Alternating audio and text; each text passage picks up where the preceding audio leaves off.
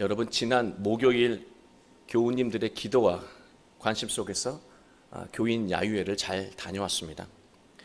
분명 비가 온다는 예보가 있었는데요, 좋은 날을 주시고 좋은 교인들과 함께 할 수 있게 해주시고 또 좋은 차를 타고 좋은 장소에서 하나님이 베푸신 은혜를 경험하게 해주셔서 얼마나 감사한지 모릅니다. 이 모든 과정을 위해서 기도해 주신 여러분께 진심으로 감사 인사를 전합니다. 저는 교인들과 야외 행사를 할 때 반드시 지키는 원칙이 하나 있습니다. 차가 완전히 멈출 때까지 아무도 움직이지 않는 것입니다. 이건 큰 경험을 통해서 얻은 원칙인데요, 예전에 섬기던 교회에서 야외 행사를 마치고 교회로 돌아오는 길이었습니다. 버스가 교회 근처까지 오니까 그때부터 교인들이 들썩들썩거리고 내릴 준비를 하면서 짐을 챙기기 시작하셨습니다. 분명 차가 멈출 때까지 앉아 계시라고 마이크로 말씀을 드렸는데 버스가 점점 교회 가까이 다다르니까 이 교회 근처에 사는 분들도 계실 수 있잖아요. 갑자기 한 권사님이 도중에 자리에서 벌떡 일어나시면서 여기에 내리겠다라고 하면서 앞으로 나오셨습니다. 그때 교통 신호가 빨간불로 바뀌면서 버스가 급정거를 했습니다. 그 순간에 권사님은 앞으로 넘어지면서 운전석까지 구르셨어요. 그 결과 권사님은 고관절 손상을 입게 되었습니다. 결국 후에 잘 치료를 하셨지만 저는 그날의 기억을 통해서 중요한 원칙을 하나 배우게 되었습니다. 버스가 급정거하거나 급출발할 때는 매우 위험하다라고 하는 거예요. 그 이유는요, 관성의 법칙 때문입니다. 관성은 현재의 운동 상태를 유지하려는 그런 성질이에요. 달리던 버스가 갑자기 서게 되면 그 안에 타고 있던 사람은 그대로 달리는 방향으로 쏠린다라고 하는 거예요. 넘어지게 되는 것이죠.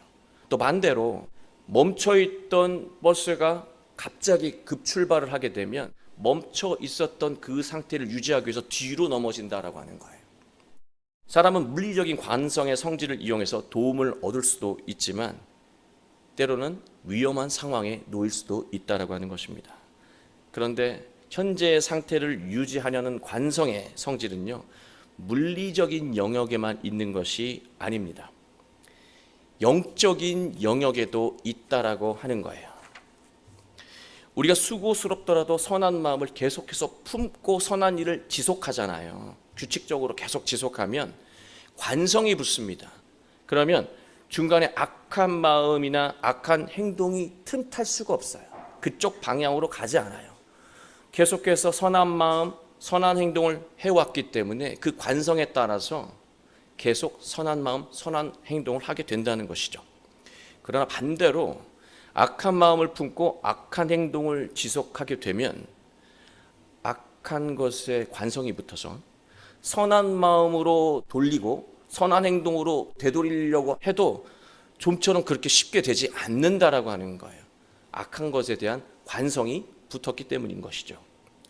새로운 것을 거부하고 현재의 상태를 유지하려는 이러한 영적인 관성은 버스의 관성보다 훨씬 더 위험할 수 있다는 것을 우리는 깨닫게 됩니다. 오늘 말씀은 인생을 고통스럽게 만드는 삶에 관성이 붙어서 아무리 노력해도 불행한 인생을 살 수밖에 없는 사람에게 주시는 위로의, 회복의 말씀이라고 하는 것입니다.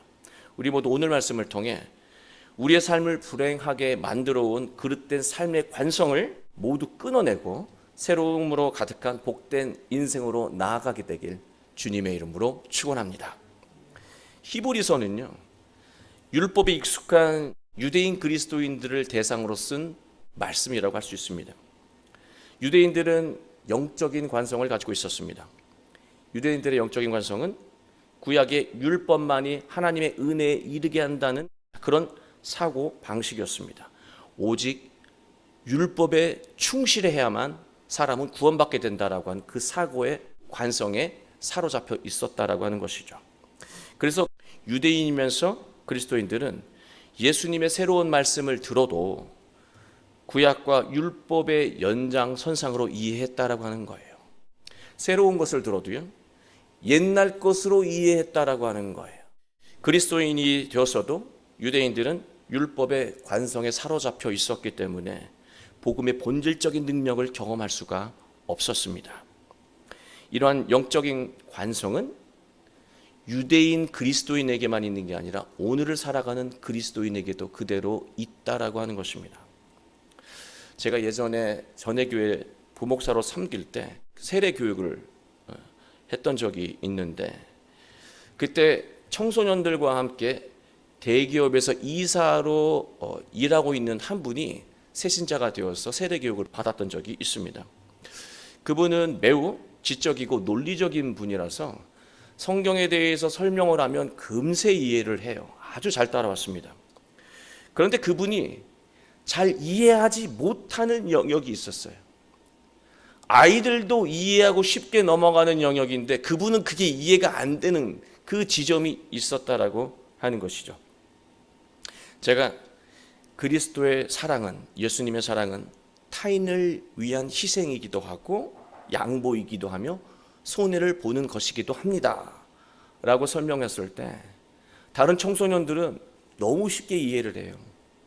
그런데요, 대기업 이사로 살아왔던 그분은요, 그 양보하고 손해보는 것에 대해서 이해가 되지 않는 거예요.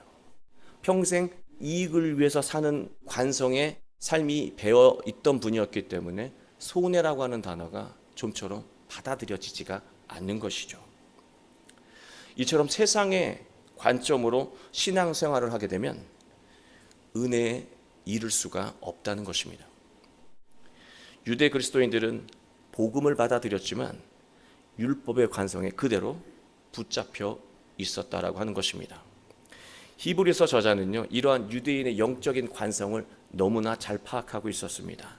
그래서 이 저자는요, 의도적으로 예수님을 앞세워 설명하지 않고요, 구약의 이야기와 율법의 이야기를 먼저 설명합니다. 왜냐하면 예수님은 낯설고 구약과 또 구약에 대한 인물들의 이야기들은 익숙하잖아요. 그러니까 익숙한 이야기부터 먼저 하는 거예요.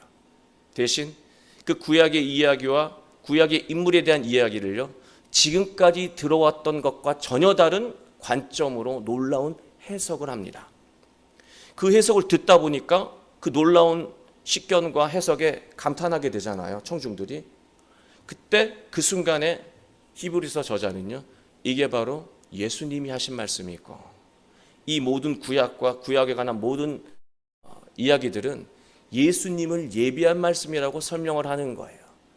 그제서야 율법의 관성에 사로잡혀 있었던 유대인 그리스도인들은 예수님이 그런 분이구나 라고 하는 것을 받아들이게 된 것이죠.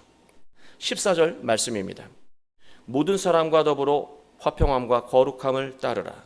이것이 없이는 아무도 주를 보지 못하리라.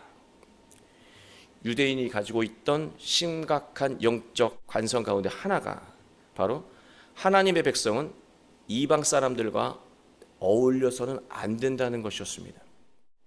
화평의 대상, 사랑의 대상은 오로지 동족인 유대인만 가능하다고 생각하는 것입니다. 그게 그들이 가지고 있는 영적인 관성이었습니다. 그리고 이방인을 구별하면서 거리를 두면서 살아야 그게 거룩한 것이고 그렇게 살아야 하나님을 만나게 된다, 구원받게 된다라고 생각했습니다. 그러나 저자는 말합니다. 유대인뿐만 아니라 모든 사람과 화평을 이루어라. 그게 하나님이 원하시는 거룩한 삶이라고 말하고 있습니다. 한번 다툰 사람과 계속해서 그냥 원수처럼 지내도 되는 것이 아니라 반드시 화평을 이루고 사랑의 관계를 이루는 것이 거룩한 것이고 그게 바로 하나님을 만나게 하는 길이라고 히브리서 저자는 말하고 있는 것입니다. 이 말씀을 들으면 버스를 타고 가다가 관성 때문에 넘어지는 거 있잖아요. 걸려 넘어지는 것처럼 그런 감정을 느끼게 된다라고 하는 것이죠. 화평함을 따르고 거룩함을 따르라고 그렇게 말하고 있습니다. 근데 따르라고 하는 이 단어가요, 그냥 흘려 우리가 읽어버리면 애가 아무 생각 없이 엄마 뒤를 졸졸 따라가는 것처럼 여겨질 수도 있고, 주일이 되면 특별한 일 없으면 그냥 나오는 거예요. 그런 비슷한 것처럼 이 따라오다라고 하는 말을 우리가 이해할 수가 있는데, 근데 따르라고 하는 이 단어가요, 엄청나게 무거운 의미를 가지고 있다라고 하는 것입니다. 이 말이 디오코라고 하는 단어인데요, 대상을 잡기 위해 추격하는 거예요. 내가 그 앞에 가는 거를 끝까지 집요하게 추격해서 따라가는 거예요. 그 단어를 쓰고 있다라고 하는 것입니다. 이것은 선택의 상황이 아니라 반드시 그렇게 해야 한다라고 하는 가르침을 전하고 있는 말입니다. 그래야 주님을 볼 수 있다라고 하는 거예요. 내 보폭에 맞춰서 따라가다 말다 하는 그런 삶으로는 주님을 볼 수 없다는 것이죠. 주님을 본다는 말씀이 무슨 뜻이에요? 삶의 문제 해결책을 본다는 것이고, 진리를 본다는 것이고, 지혜를 본다는 것이고, 삶의 구원을 발견하게 된다는 모든 광범위한 의미를 담고 있는 말이 주님을 본다는 거예요. 주님을 보면 모든 것들이 해결되고 회복이 된다라고 하는 것이죠. 근데 그것이 어떻게 이루어진다고 말하고 있습니까? 모든 사람과 화평하고 또 그렇게 거룩한 마음으로 추격하듯이 주님을 따라가는 삶을 살아갈 때 주님을 보게 된다라고 말하고 있습니다. 15절 말씀을 보시면, 너희는 하나님의 은혜에 이르지 못하는 자가 없도록 하고 또 쓴뿌리가 나서 괴롭게 하여 많은 사람이 이로 말미암아 더럽게 되지 않게 하라, 그렇게 말하고 있습니다. 예수님의 말씀 때문에 은혜에 이르지 못한다면 그것은 과거에 머물고 싶어하는 영적인 관성 때문이라고 하는 것을 알아야 한다는 거예요. 저자는 말합니다. 그 영적인 관성이 쓴뿌리야. 쓴뿌리는 어떤 의미를 담고 있는 말입니까? 재물을 숭배하게 만드는 영적인 관성을 의미하는 말이기도 하고, 교회 안에서 세속적인 방식을 고집하고 주장하며 교회의 본질을 흔드는 사람을 의미하기도 합니다. 개인적인 차원으로도 의미하고 교회 안의 공동체로도 의미하는 말이 쓴뿌리라고 하는 거예요. 여러분, 쓴뿌리가 안타까운 이유가 무엇입니까? 쓴뿌리는요, 모두 인생의 수고를요 쓰게 만든다는 거예요. 쓴뿌리는 대단하지도 않아요. 작은 것 하나가 인생에 숨어 있다가 중요한 순간에 인생의 맛을 느껴보려고 할 때 최선을 다했거든요. 노력했거든요. 근데 그 쓴뿌리 때문에요, 그 모든 수고가 먹을 수 없는 쓴맛처럼 헛산 인생처럼 느끼게 만든다라고 하는 것이죠. 그게 쓴뿌리가 가지고 있는 무서움이에요. 쓴뿌리와 같은 영적인 관성에 삶이 영향을 받게 되면 좋은 일인데도 슬프게 되고요, 행복한 일인데도 불행을 느끼게 된다라고 하는 사실입니다. 내면에 있는 쓴뿌리를, 그 영적인 관성을 예수님의 말씀으로 뽑아내야 한다는 거예요. 15절 말씀에서 우리가 반드시 놓치지 않고 짚고 넘어가야 할 내용이 있습니다. 우리는 지금까지 하나님의 은혜는 받는 것으로 이해해 왔습니다. 그게 은혜에 대한 이해의 영적인 관성이죠. 은혜는 받는 거야. 하나님이 전적으로 주시는 거야. 틀린 말 아니죠. 그러나 하나님이 언제 주십니까? 아무 때나 아무에게나 막 주십니까? 하나님의 은혜는 하나님이 주시는 것, 그래서 받는 것이 맞지만 어떻게 받게 되냐는 거예요. 그런데 여기서 은혜에 대해서 어떻게 표현하고 있습니까? 은혜에 이르지 못하는 자라는 표현을 쓰고 있습니다. 이르지 못한다는 성경 단어를, 그 원어를 보니까요, 휘스테론 아포라고 하는 단어예요. 이것을 직역하면은요, 부족함으로 인해 떨어져 나가는 상태, 멀어진 상태를 의미합니다. 하나님의 은혜를 받기 위해서는 가만히 있는 것으로 이루어지지 않는다는 거예요. 자신의 영적인 부족함을 채우려고 예수님을 추격하듯이 따라가려고 애쓰고 노력할 때 비로소 그 은혜가 얻어진다라고 히브리서 저자는 말하고 있는 겁니다. 너희도 하나님의 백성이면 그냥 하나님의 은혜가 주어지고 나중에 구원받는다, 그런 일 없다라고 하는 거예요. 예수 그리스도를 추격하듯이 그 말씀을 채우기 위해서 노력할 때 은혜가, 그 하나님의 은혜가 임하게 된다고 설명하고 있는 것입니다. 우리의 삶에 은혜가 없고 불행을 느끼고 있다면 하나님이 우리에게 아무 일도 안 하셔서 그런 일이 일어나는 게 아니에요. 지금 우리가 하나님의 말씀과 예수님으로 영적인 부족한 것을 채우지 않기 때문에 일어나는 현상이에요. 하나님의 말씀을 채우더라도 추적하듯이 집요하게 그 부족한 것을 채우려 하지 않고 자기 보폭에 맞춰서 가다가 말다가 신앙의 그 형태의 관성을 반복하기 때문에 우리가 은혜를 받지 못하는 거예요. 이런 방식의 관성으로는 하나님의 은혜가 임하지 않는다고 저자는 말하고 있는 것입니다. 하나님의 은혜는 간절한 마음으로 영적인 부족을 채우려고 노력하는 사람에게 풍성하게 임한다는 사실을 우리는 꼭 기억해야 합니다. 성경을 보면 이스라엘 초대 역사를 이룰 수 있었던 두 사람이 등장하잖아요. 이삭의 두 아들 에서와 야곱입니다. 하나님은 야곱을 선택하셨습니다. 하나님은 왜 장자인 에서가 아니라 간교한 차자 야곱을 선택하셨을까? 그것은요, 이스라엘 백성에게도 매우 중요한 관심사였습니다. 이 해석이 필요했어요. 왜 야곱을 선택했을까? 저자는 그 중요한 이유를 예수님의 복음 안에서 해석해주고 있어요. 16절 말씀입니다. 음행하는 자와 혹 한 그릇 음식을 위하여 장자의 명분을 판 에서와 같이 망령된 자가 없도록 살피라. 그게 답이에요. 그게 바로 하나님 야곱을 통해서 이스라엘을 택하신 이유예요. 히브리 저자는 에서를 뭐라고 평가하고 있습니까? 음행한 자라고 말하고 있습니다. 성경 어디에 에서가 음행을 저질렀다고 기록하고 있습니까? 찾아보십시오. 에서가 음행을 저질렀다라고 말하는 내용은 아무 데도 없습니다. 근데 있지도 않은 이 내용을 히브리 저자는 왜 음행한 자라는 표현을 하고 있을까? 하나님이 베푸시는 장자의 축복권을 팥죽 한 그릇에 판 일밖에 없어요. 실수하면 그거밖에 없어요. 부모님에게도 나름 효도했던 아들이에요. 근데 왜 그를 음행한 자라고 해석하고 있는 것일까? 성경 원어를 보면은요, 음행한 자라고 번역된 이 단어가요, 우리가 감지할 수 있는 단어예요. 포르노스입니다. 이 의미를 입에 담는 게 조금 불편하긴 하지만 직역하면요, 이 포르노스라고 하는 단어는 남자 창기를 의미합니다. 몸을 팔아서 돈을 버는 남자를 가리키는 말이에요. 왜 이렇게 과도한 해석을 했을까? 음행하는 사람이 본질적으로 나쁜 이유가 있습니다.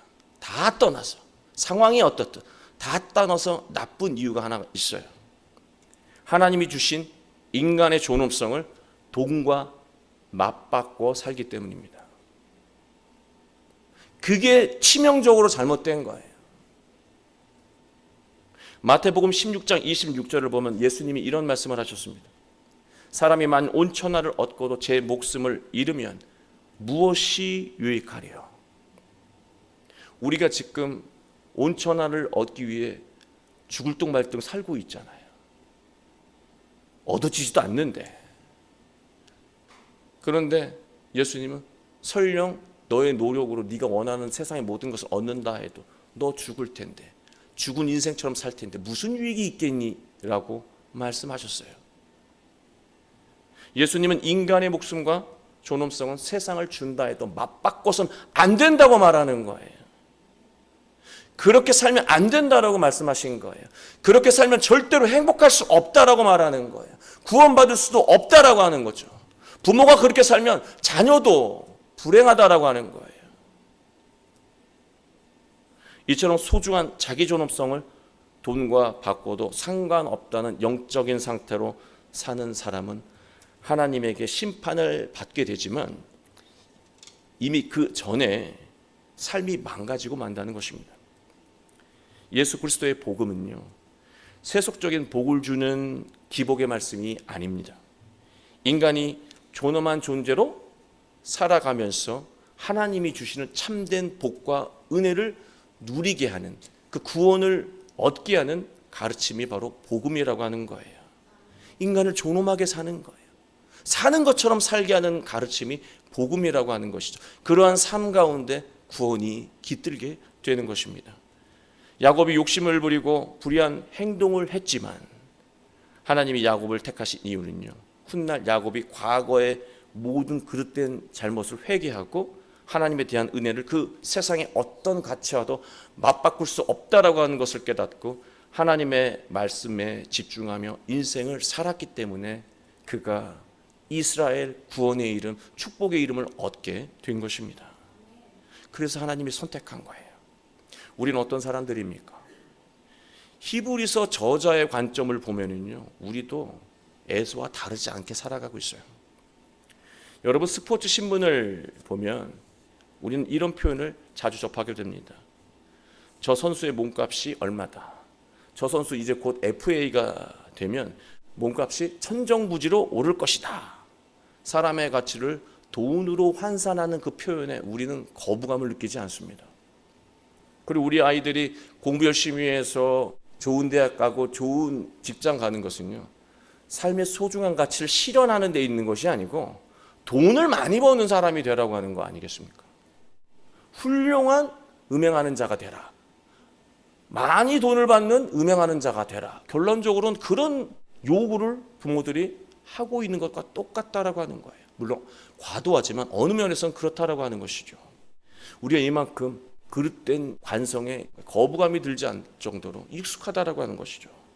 에서처럼 먹고 사는 것을 가장 중요한 가치로 여기며 살고 있다라고 하는 것입니다. 먹고 사는 일은 매우 중요한 일입니다. 직장 일도 너무나 중요한 일이죠. 그러나 먹고 사는 일을 가장 중요한 일로 여기는 것은 다른 문제입니다. 먹고 사는 일에 모든 것을 던지고 살게 되면 우리는 평생 영적으로 부족한 부분을 채우지 못하는 은혜 없는 그런 불행한 상태로 살게 된다는 거예요. 17절은 그래서 무섭게 말하고 있는 것입니다. 너희가 아는 바와 같이 그가 그 후에 축복을 이어받으려고 눈물 흘리며 구하되 버림받아 회개할 기회를 얻지 못하였느니라. 에서의 삶의 방식, 영적인 관성이 끝까지 은혜를 받지 못하게 만들었다는 거예요. 심지어는 회개할 기회조차 얻지 못하게 만들었다는 것이죠. 무엇 때문에? 에서의 영적인 관성 때문에. 여러분, 나중에 기회가 있을 것 같지만요, 영적인 관성은 절대로 기회를 허락하지 않아요. 불행한 삶을 지속하게 만듭니다. 영적인 관성이 그만큼 무서운 거예요. 오늘 읽은 본문 이후의 말씀을 보면 율법의 관점으로 살면 불행할 수밖에 없고 예수 그리스도의 복음으로 살게 되면 은혜를 받게 됨을 아주 섬세하게 설명하고 있습니다. 결국 심판의 때와 인생의 마지막 순간이 되면 두 부류로 갈라지게 되는데요. 복음으로 영적인 관성을 끊어내고 새롭게 변화를 받아들이는 사람들은 흔들림이 없는 나라를 얻게 되고요. 하나님 나라가 되겠죠. 그리고 영적인 관성을 고집하며 과거의 삶에 매여 산 사람들은 심판을 받게 된다고 히브리서 저자는 말하고 있습니다. 사랑하는 성도 여러분, 우리는 모두 영적인 관성, 쓴뿌리를 가지고 살아가고 있습니다. 쓴뿌리가 신념의 옷, 의로움의 옷을 갈아입으면요, 우리는 쓴뿌리인지 구분 못해요. 그래서 최선을 다했는데 불행해요. 노력했는데 관계가 회복이 안 돼요. 그것은요, 쓴뿌리인데 그것을 의로움, 올바름, 신념으로 착각했기 때문에 그렇습니다. 영적인 관성은 카멜레온처럼 우리를 너무나 잘 속여요. 그래서 쉽게 벗어나는 게 만만치가 않다는 거예요. 우리 마음의 쓴뿌리, 우리의 삶을 지배해온 영적인 관성에서 벗어나 행복한 그런 구원의 삶을 사는 길은 딱 한 가지뿐입니다. 나의 주장, 나의 올바름을 내려놓고 나의 영적인 부족함을 하나님의 말씀과 예수님으로 채우는 거예요. 채우는데 그냥 채우다 말다 걷다 말다 하는 것이 아니라, 그렇게 따라가는 것이 아니라 추격하듯이 따라가는 거예요.